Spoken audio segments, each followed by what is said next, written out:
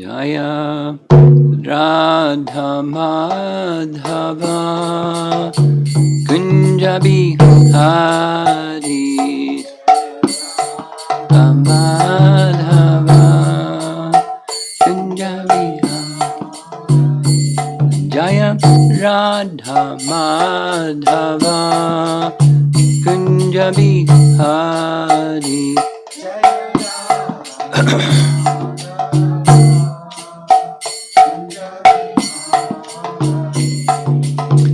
Gopi Jana Balabha Girivara Dhari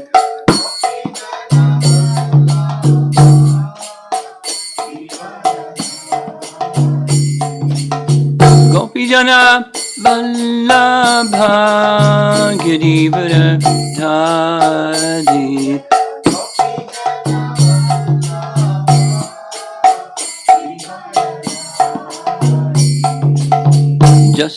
Jasodhanandana Brajajana Ranjana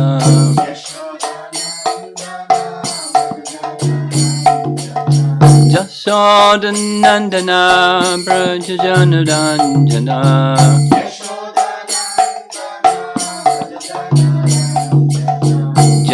Jamunatira Vanachadi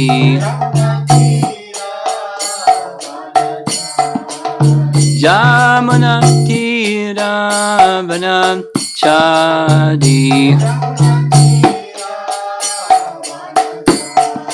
Jaya Radha Madhava Kunja Bihari Madhava Kunja Bihari Jaya Radha Madhava Kunja Bihari Madhava Kunja Bihari Gopi Jana Balabha Girivara Dhari Girivara Dhari Gopi Jana Balabha Girivara Dhari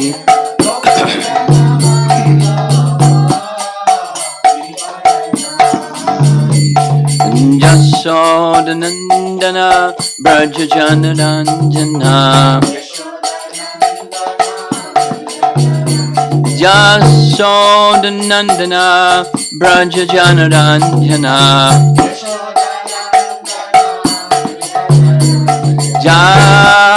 Jamunatira Vanachadi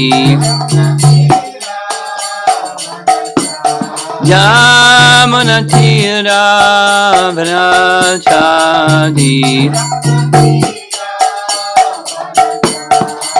Jaya Radha Madhava Kunja Bihari Madhava Kunja Bihari Jaya Radha Madhava Kunja Bihari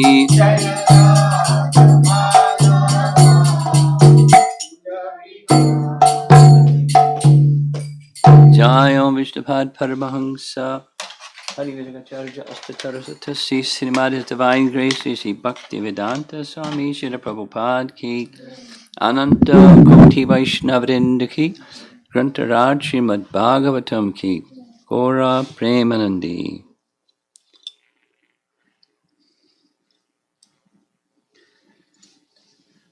Om Namo Bhagavate Vasudevaya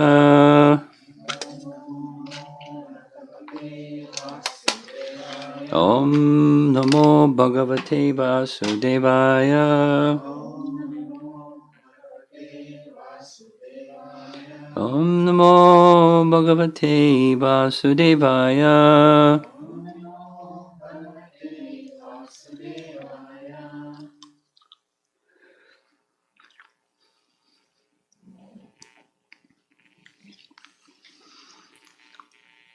We're in Vrindavan through sound. in the association of the Gopis, who are praising Krishna, particularly his flute playing and how his flute playing affects everybody.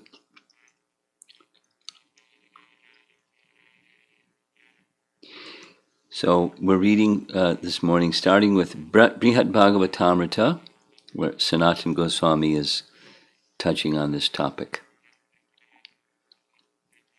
Hearing that sound of the flute, all the demigods and perfected mystics flying in their airplanes were bewildered in divine love, and so were their wives.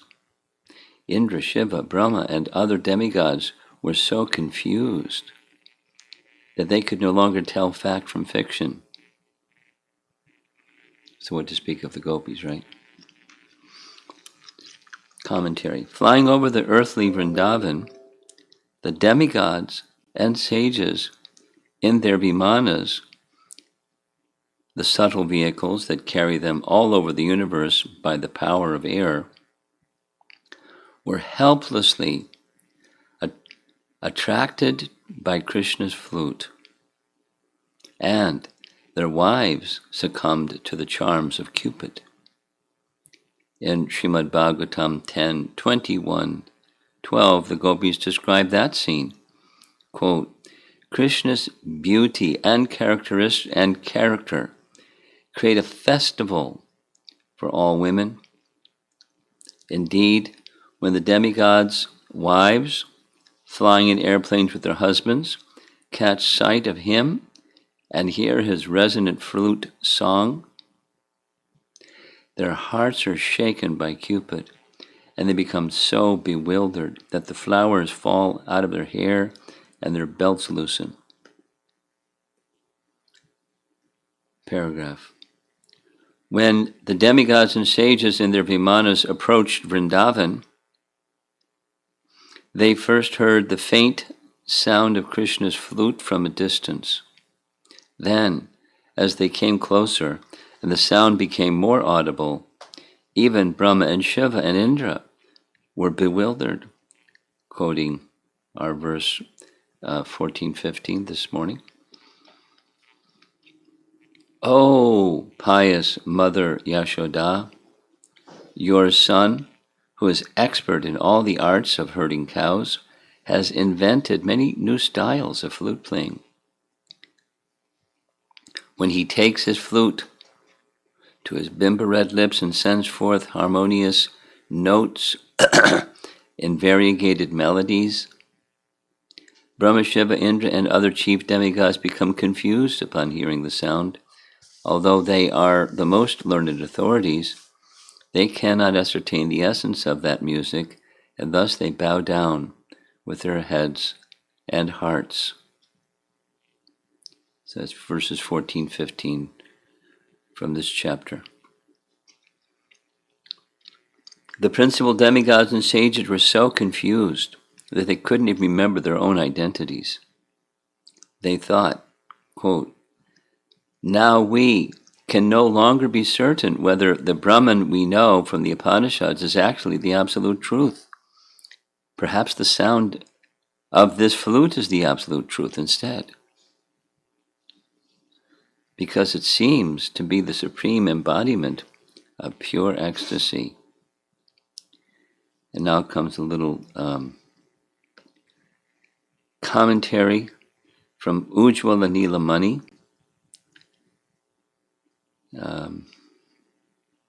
Very esoteric, elevated book. Here's the text and then the commentary by Vishwanath. The Gopis did not marry the cowherd man, who held no animosity because the cowherd men saw forms of the Gopis made by Maya. This is like a refrain that our acharyas speak about. Here's Vishwanath. Question. What is the solution to the statement that the Gopis were married? Answer. The cowherd men did not show hatred because they thought that the Gopis were at home, while they actually went to meet Krishna, since Maya had constructed other forms of the gopis to stay at home. This Maya is Yoga Maya, not external Maya, since material Maya has no jurisdiction over the perfect associates in the Lord's abode, and since it is impossible that they could be materially bewildered and thus be opposed to the Lord, that's the husbands, and because one never sees the cowherd men hate the Lord, that is because Yoga Maya is the Chit Shakti of the Lord, and therefore her effects must be eternally true. Even when the material world is completely destroyed, the cowherd men continue to identify the gopis as their wives at their side. This is an eternal situation.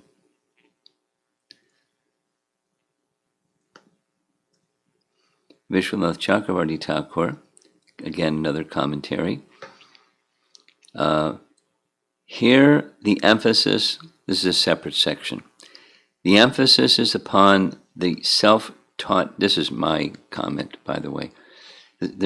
Radha and Krishna performed activities, and commonly in Vedic culture you have a teacher, but neither of them had teachers. They just exhibited, like Krishna's flute playing, he just invented ways of playing the flute that nobody knew before. And Radha similarly has arts that are self-taught. So it's about Radha, from Ujjvala Nilamani, her cleverness in arts. Radha, master of all arts of love, is an authority in painting with minerals, is skillful at cooking a variety of pleasing dishes on her own, makes Krishna foolish in word battles, and is master of stringing garlands. She is skillful at understanding the shadi and parrot, defeats Krishna at dice, and has sharp intelligence in music.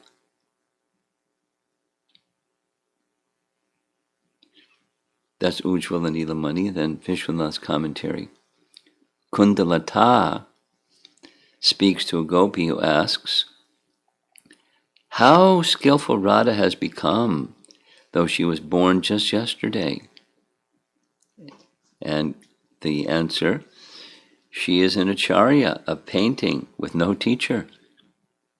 Not learning from anyone, she produces a variety of cooked foods by her own creativity.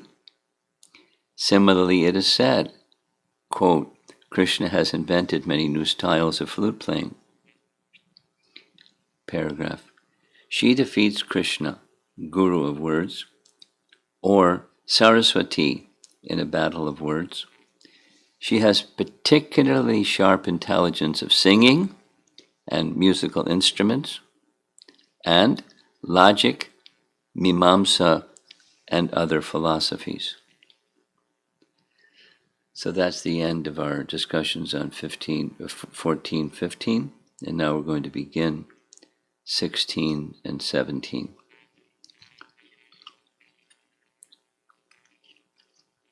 Canto 10, Chapter 35, 16, 17. As Krishna strolls through Vraja with his lotus petal-like feet, marking the ground with distinctive emblems of flag, thunderbolt, lotus, and elephant goad, he relieves the distress the ground feels from the cow's hooves. As he plays his renowned flute, his body moves with the grace of an elephant. Thus we, gopis, who become agitated by Cupid when Krishna playfully glances at us, standing as still as trees, unaware that our hair and garments are slackening. And here's the BBT purport. Here, Mother Yashoda is no longer in the company of the gopis, who are confidentially describing their conjugal attraction to Krishna. It is clear from the comments of Jiva Goswami and other acharyas that the statements in this chapter were made at various times and places. This is natural since the gopis were always absorbed in thoughts of Sri Krishna day and night. Vishwanath writes, one gopi of another group, then spoke to her personal bewilderment on hearing the flute to Mother Yashoda. When Krishna, with elephant gait, walks around to relieve the earth of the pain of the cow's hooves striking the ground, by the touch of his feet, which resemble lotus petals, which are marked with symbols like the flag and conch, we gopis, whose hearts are agitated with lust, through his glances become stunned like trees, and are not aware of our clothing or hair, which all become loose without our noticing it. Though Krishna has relieved the earth of pain, he has produced pain in us by his lotus-eyed glances. This is our misfortune. Jiva Goswami writes,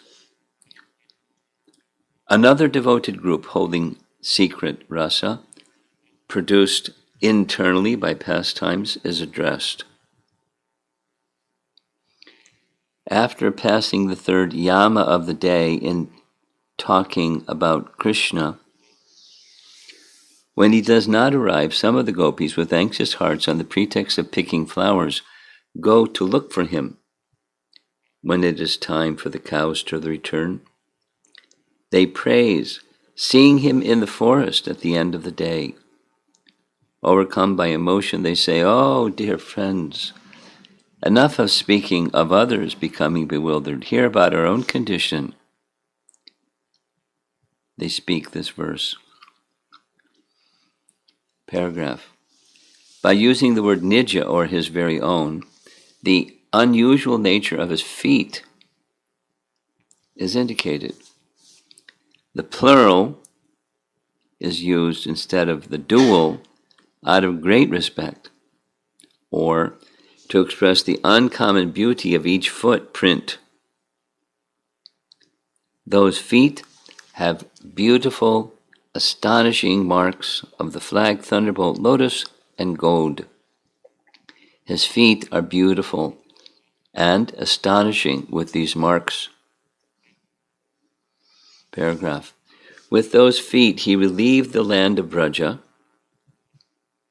of the pain caused by the hooves of the cows, since he herds the cows there because of the grass. When the Lord follows the cows, his feet naturally touch the earth, and the earth then sprouts new grass and shoots immediately. Pasturing the unlimited cows is a daily occurrence. He moves slowly with the grace of an elephant, since he is playing his flute. If he moved quickly, he could not play the flute. Though he naturally moves in this manner, they mention this because of its special beauty at this time.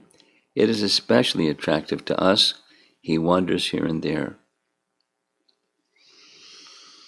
Paragraph. The gopis' minds become agitated by his playful glance at them, which enter within them.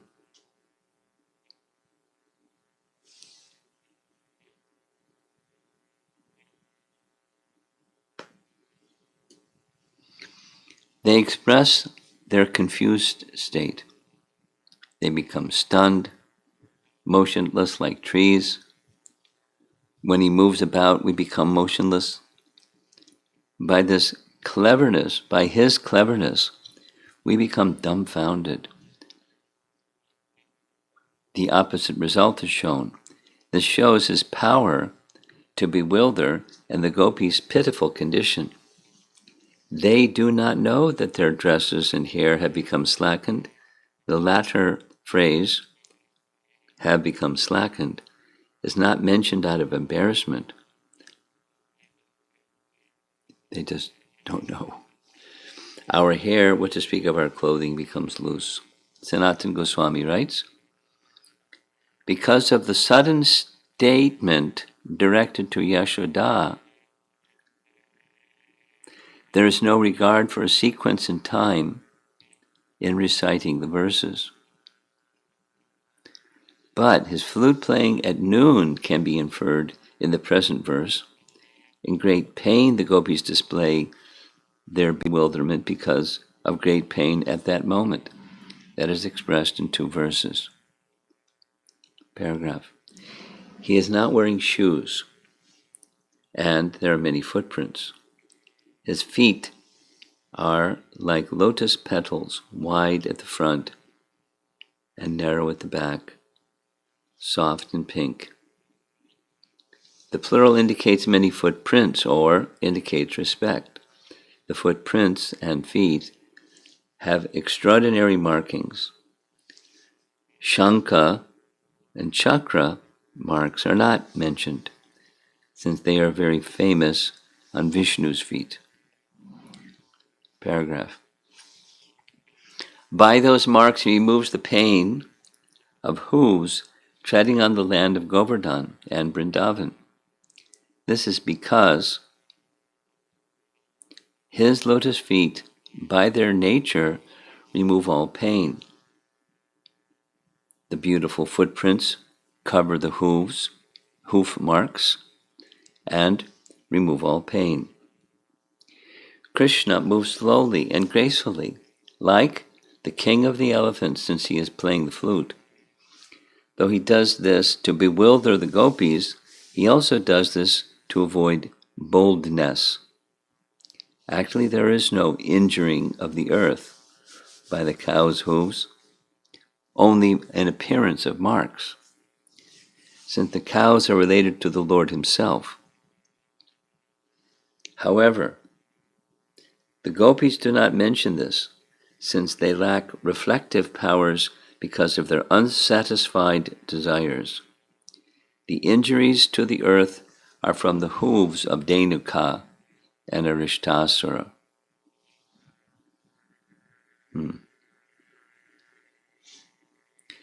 Krishna goes from Vraja to the forest. He moves here and there. Because of him, our minds become agitated by his beautiful or playful glance. We cannot prevent this. Though he may glance for some other purpose, they develop the greatest bewilderment because their desire is aroused. Thus, step by step, they reveal his beauty, pastimes, and sweetness. They become like trees, unable to move, because of agitation by his glance. After becoming stunned by his glance, we are not aware that our clothing has become loose. When he comes, we do not show skill and become foolish. Opposite result shows his great attractiveness and their humble position. We do not know that our hair has become undone, that our clothing has become loose. Though in bewilderment one loses awareness of everything related to the body, particularly the women would usually be aware of their cloth. In the previous pairs of verses, each verse is a separate statement, but in this verse, the statement continues into the second verse. Because he comes, they become stunned. This means that because of his direct association, they become stunned. Paragraph. Yashoda went away to do chores, or because of doubled suffering on hearing about the excellence of her son. When they became free of worry that she would return, out of great pain, they speak among themselves about their bewilderment in relation to their description of Brahma's bewilderment. Lest the word vichitra indicates other astonishing marks of beauty on his feet, like the barley corn and chakra. First, they become stunned, and then, because of bewilderment, they were not aware of their clothing becoming loose.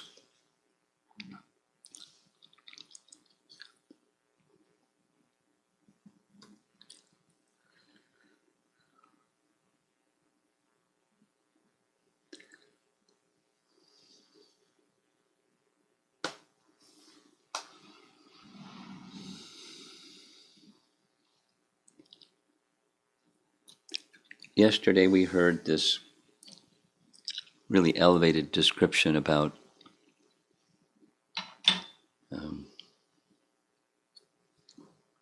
rasa and the elements of rasa and so forth. And there was a question about what does sanchari mean. So in Prabhupada's word for word, commonly it's continuous ecstasy. And Sanchari sent me a text. I could read it. It's also like really elevated. One devotee in Houston, she asked, because I asked her to ask, and he gave this very elevated, from scripture, source of information on what that name means. And I'll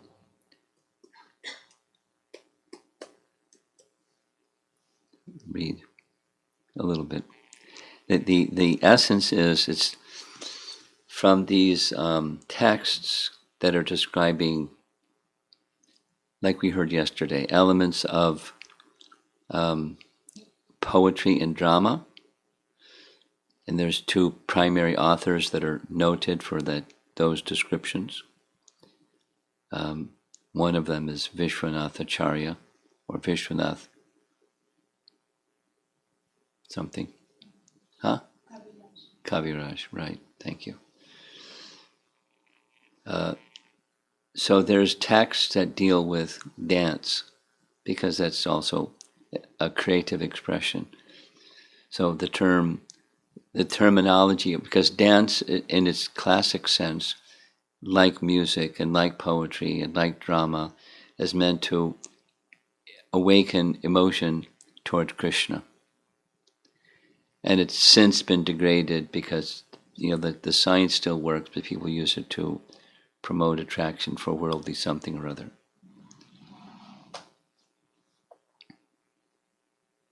So here, these references are, I'll read.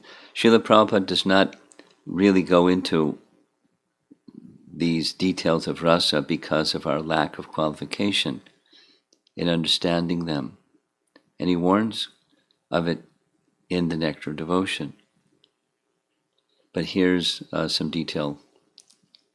It speaks of rasa is a nice metaphor. Rasa is like an ocean. I'll see if I can get that one.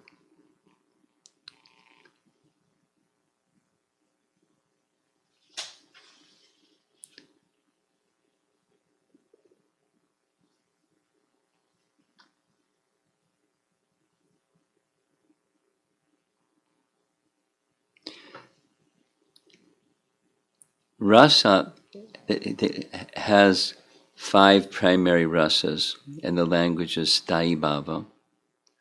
Sthayi Bhava is an exchangeable term for the primary rasas.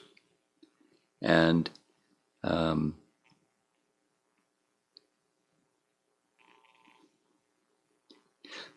Sthayi Bhava is the ocean. Sanchari Bhavas are the waves within the ocean. They appear and then they subside, which is a different explanation than continuous ecstasy. I guess you could say the waves keep moving, and that's what Sanchari Bhava is. Just as the waves from time to time quickly rise and expand the ocean in the same way Sanchari Bhavas expand rasa repeatedly to bring it to the highest stage. Sanchari Bhavas are emotions which specifically enlarge or heighten the relationship with Krishna, or relationship with, if there's the mundane kind of relationship.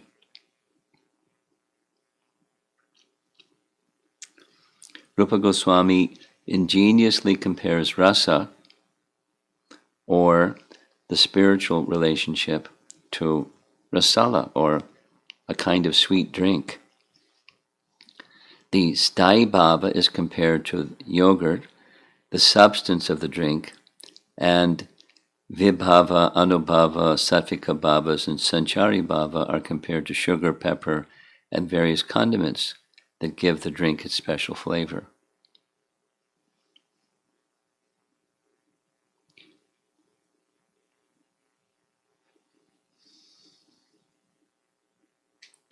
These must be combined according to a particular recipe.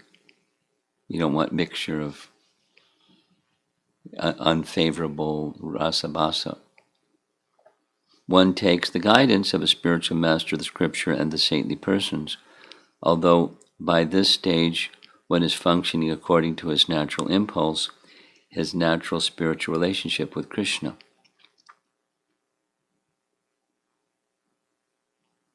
Anyway,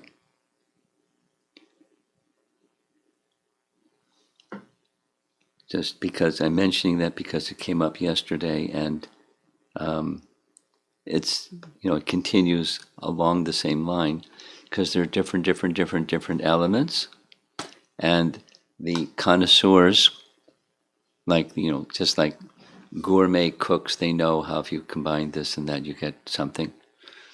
So the connoisseurs of rasa, our acharyas, they understand, as this verse has these elements, it has a certain taste, and then that verse, and that's rasa. It's waves. It's an ocean that has waves, and this wave rises and that wave rises, and there's a mixing.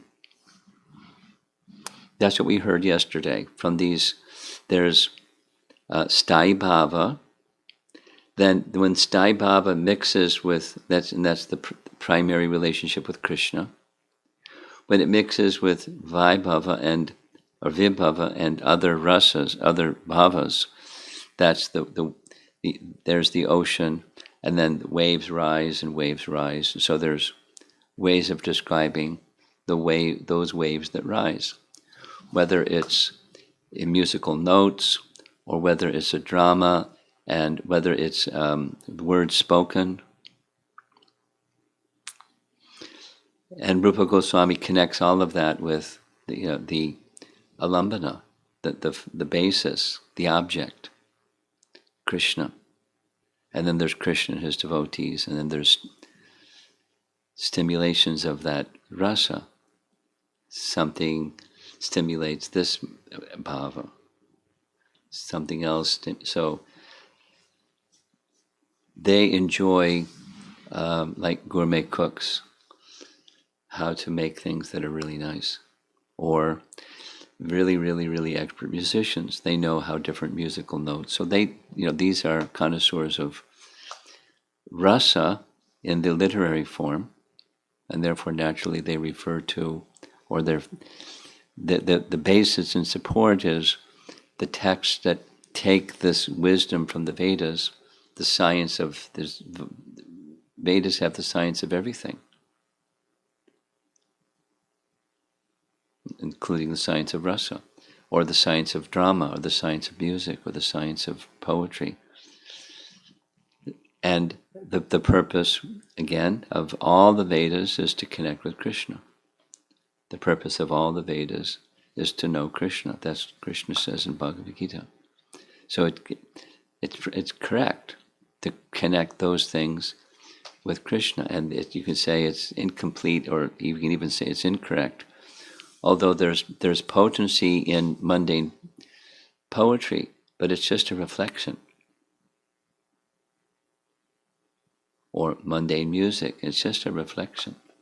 It may be, inspired, but it's just a reflection. And then there's the real thing.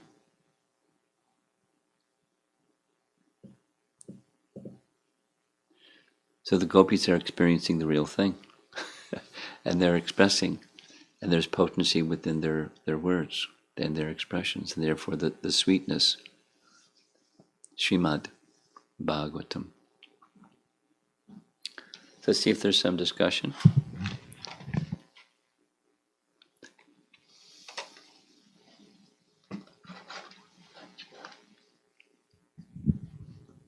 Hare Krishna. I'm thinking, after hearing few classes, yesterday evening we heard that there was not much descriptions about the gopis or Vrindavanvasis, what happens after Krishna leaves to Mathura, especially to Dwaraka. Mm-hmm. The kind of relationship they had, like very high, like gopis.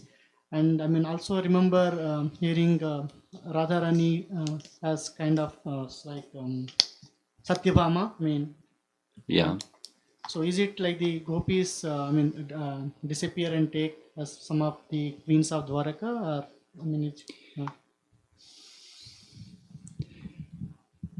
Disappear or expand themselves. The technology,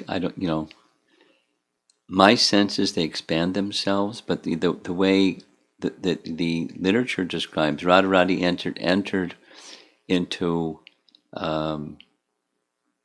the river Jamuna, just disappeared. So she's eternally in Vrindavan. She didn't leave Vrindavan, but she disappeared in the river Jamuna. The sun god, her Ishtadev, came and took her to his abode, and then later brought her to Dwarka. There's so expansions or disappear. So what's the right verb to use? The residents of Vrindavan never leave Vrindavan. So they don't go to Dwarka because they never leave Vrindavan. But their expansions, bhava expansions, or whatever the right way of describing it is,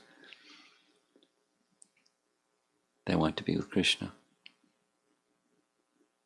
Just like Krishna never leaves Vrindavan, they never leave Vrindavan.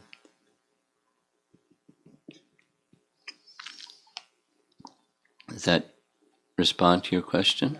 Okay. One other question, if I can ask. The introduction of Bhagavad Gita, Prabhupada talks about the faith and Sanatana Dharma, faith, different religions that we call Hindu, Muslim, Christian, and Sanatana Dharma. So, even to establish those faiths, the Lord has to appear, he has to, empower some devotee to do that generally. So, based on the time, place, and circumstance, is that the faiths will lose the relevance after that time, or is it like they are supposed to continue because they are? Well, without disciplic succession, everything becomes dissipated. And where is their disciplic succession? Just keep it really simple. Where is their so there was intentionally, by his arrangement, by arrangements of Muhammad and Christ, at least to my knowledge, for certainly with Christ, the arrangements were put in place, but knowledge became lost. Where's the disciplic succession? Etc. Expand it. Where's the...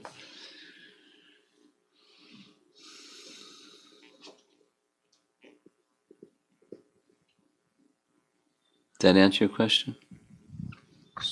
So the process itself is not kind of wrong, even in today's circumstance, if there is a disciplic succession. But it's theoretical, because there isn't disciplic succession. Not only there's divisions of the theology of the original teachings, none of them are the original teachings, or there's modifications over or distortions over a period of time. Same, in our modern time, same thing happened with Chaitanya Mahaprabhu. There's, the deviated sampradayas, this, that, the other, the other, the other. And no surprise, but to maintain the integrity, that's required. Otherwise, you get something else.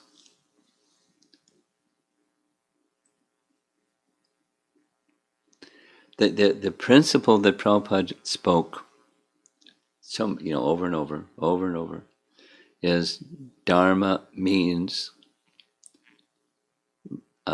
religion means laws given by God, and the religious person follows the laws given by God. Laws. And therefore he would say, where's the real Christian that, follows the laws? We'd ask them, and they follow the law because they have their understanding what the law is.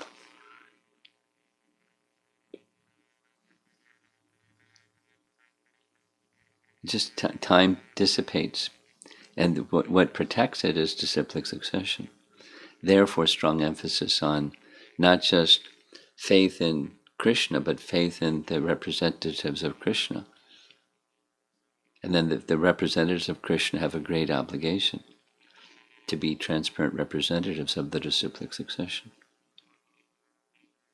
Otherwise, knowledge is lost. And dharma is lost. Everything's lost. Okay?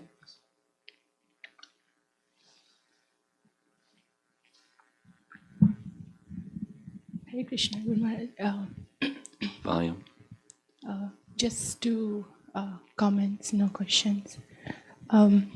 One thing, as you were describing this drama stimulating, I just remember this Sakshi Gopal drama in the Puri Yatra by Chinese devotees. It was just so moving, and every time I remember, I still feel that. It's just so amazing.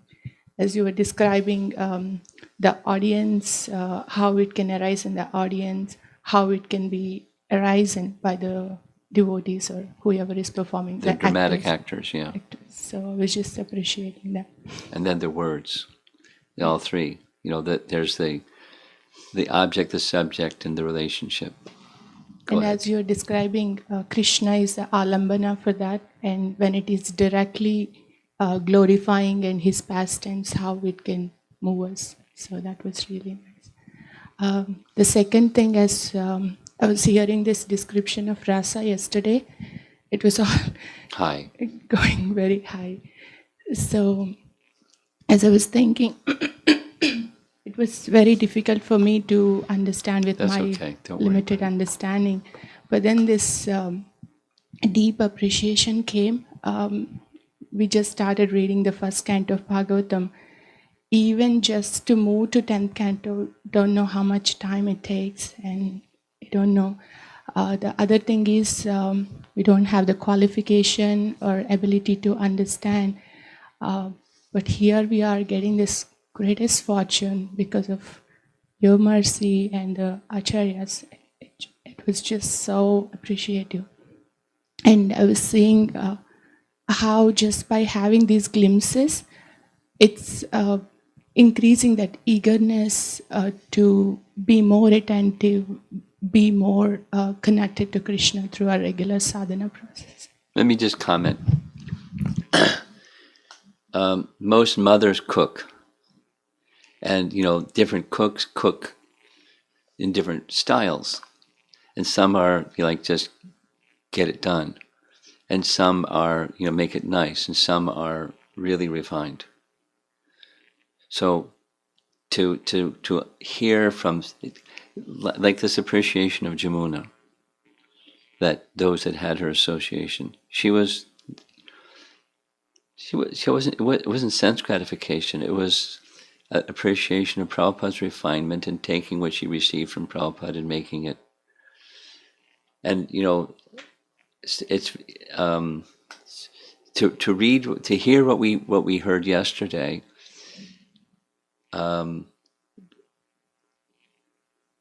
it has many benefits. I mean, one of the benefits is Rupa Goswami didn't create something out of the air. It's rooted in scripture and the people illuminating scripture, and he was just in conformity with scripture. And we have trust in that, but then here's some detail in detail. It's rooted in the Vedas. It's not his creation. Then people took it from the Vedas and used it in other than Vedic purpose, but the principles are there. Scholarship took the principles, and he took the principles and connected it with the purpose to know Krishna. Then another is appreciation of our acharyas. They're not only experiencing Krishna's pastimes, they're tasting the details and details and details and details.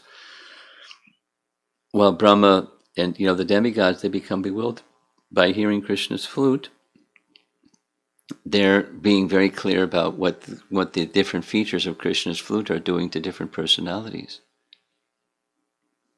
And tasting, and then sharing that tasting, giving remnants of their tasting. So, and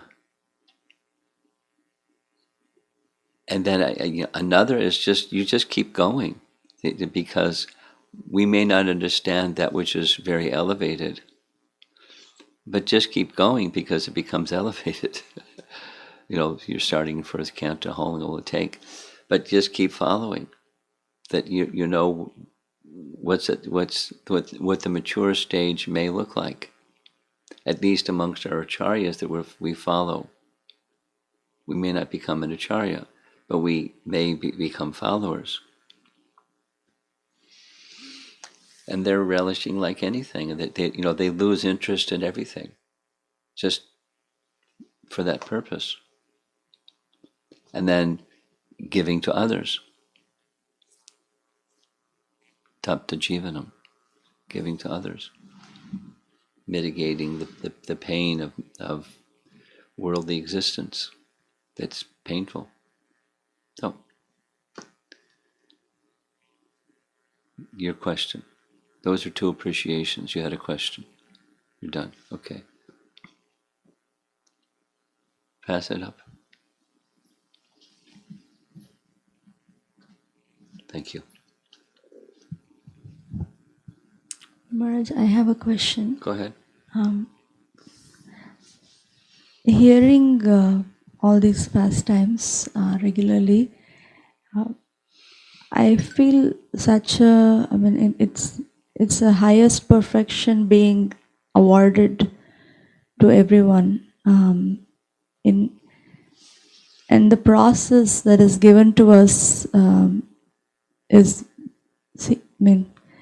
relatively seems very simple compared to other very difficult processes like other age. Yes.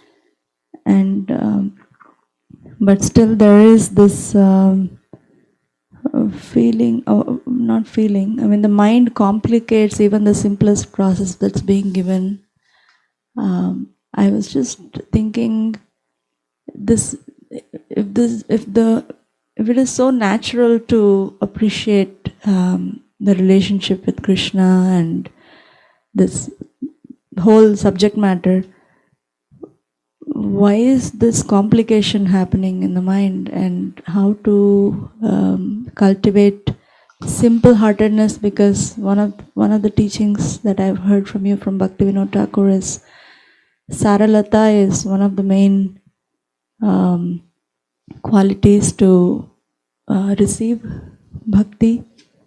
So I guess my question is, why is even the simple process looking difficult or complicated to practice, and how to cultivate simple-heartedness? Well, you kind of changed, it sounded like you kind of changed what happens when you hear to understand it becomes complicated. Your mind makes it complicated. So the process is quite simple, and then there's details and details. Just like, here's a carpet, and you get out a, high magnification something or other, and you'll see there's all kinds of things going there. But there's just a carpet. Or, the leaf of a tree looks really simple, but get, magnification, and it's really complicated. There's somebody, they show a picture from a Google map. Here's a place, and then they go down, down, down, and they go back up, up, up, up, up, and So,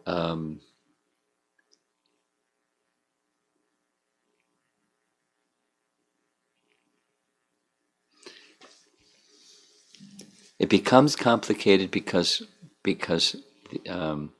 of the tendency to try to understand things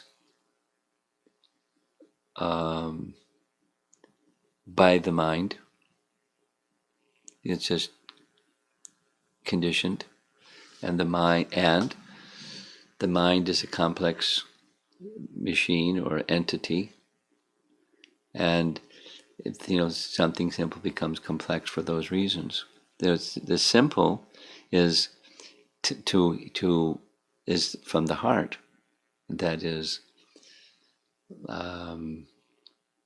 like the illiterate Brahmin. It is our classic example, one of them. He understood the essence of Bhagavad Gita because his heart, not because of his complex analytical abilities. So we're trained, and we kind of hone and pride ourselves in analytical abilities. Doesn't mean to shut it off. If that's there, you use it. But it gets bewildering or confusing or hard to understand because we're relying too much on that and not on the simplicity part, from the heart part. So how to get beyond it? You use what you have and purify it, and conscious emphasis goes to the bhakti principle, Anukulyena Krishna Anushīlanam. Knowing what it is, we cultivate it. We a refinement and strengthening of our understanding what bhakti life really is, growing it and strengthening it and refining it. So that's what you do, and that moves one from the head to the heart.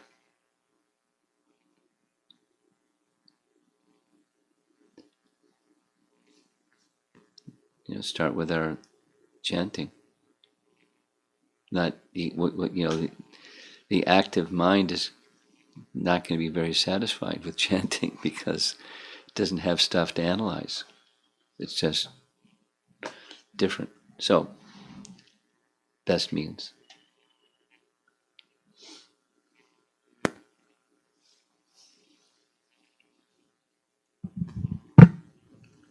This question is from Ranjita Mataji from Florida.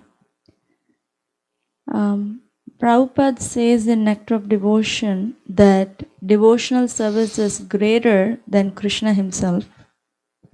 So when a great devotee leaves this world, is the pain of separation from the devotee the same like the separation that we have from Krishna?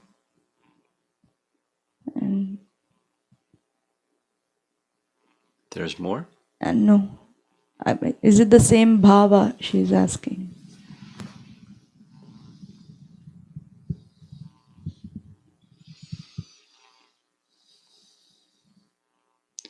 Well, first of all, our consciousness is not pure, and so our sense of separation from a great personality is mixed because we're not pure.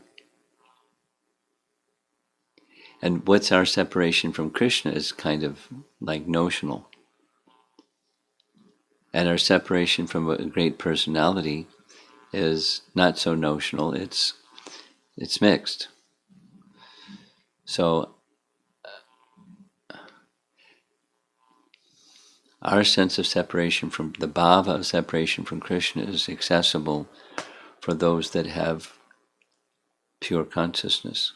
Otherwise, we're just, there's not very much emotion going on in terms of Krishna and separation from Krishna. Radhika Priya Mataji wanted to convey her special thanks to you for clarifying her question about Sanchari Bhava. I sent her that document that I just read parts of. Go ahead. That's it.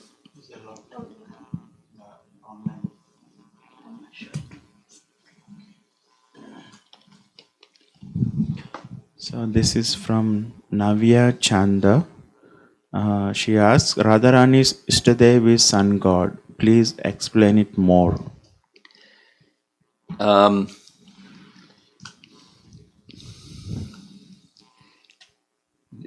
Just keep it simple. When we chant Gayatri mantra, some people think it's worship of the sun or worship of the sun god Surya. So Radharani is not going to be worshipping the sun or sun god in the material sense, but like when we chant Gayatri mantra, it's described in the Bhagavatam in relation to Bharat Maharaj. The worship of the sun is actually the worship of the Surya Narayan, or the presiding form of Narayan in the sun. So, in all of the abodes of great souls, like the demigods, there's a form of the Lord.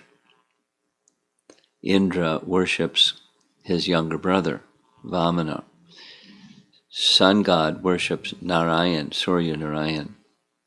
So she was worshipping Surya Narayan, because like Nanda and Jasoda, they worship Narayan, and she was worshipping Surya Narayan, the Narayan form on the sun planet. But she was known externally as a worshipper of the sun. So there's wonderful pastimes where Radha would go to Surya Kund, and Krishna would go to meet Radha at Surya Kund. There's like wonderful pastimes, interesting pastimes. But she was in the pastime of Braja, she's known to be, her Ishtadev is the sun god. So there's some detail. It's not just exactly like people of this world may worship the sun for good health or something. Sure. Okay. Rupavilas Prabhu asks, we understand the jivas in Goloka are already in their Sthayi Bhava. In the which? Sthayi Bhava. Okay. So the spiritual master's role there is then training students in making delicious recipes of rasala to please Krishna. And that's an oversimplification of what the spiritual master's function is. And keep even more simplified is just enhancing the connection with Krishna. That's the spiritual master's function. Keeping it really simple. Okay. Amara Mataji was asking, once you had mentioned pastime of Srila Prabhupada, how he taught that if one is focused in Krishna consciousness, he can do the same activities in lesser time. Does this apply to chanting? Asking with regard to time taken for one round of chanting.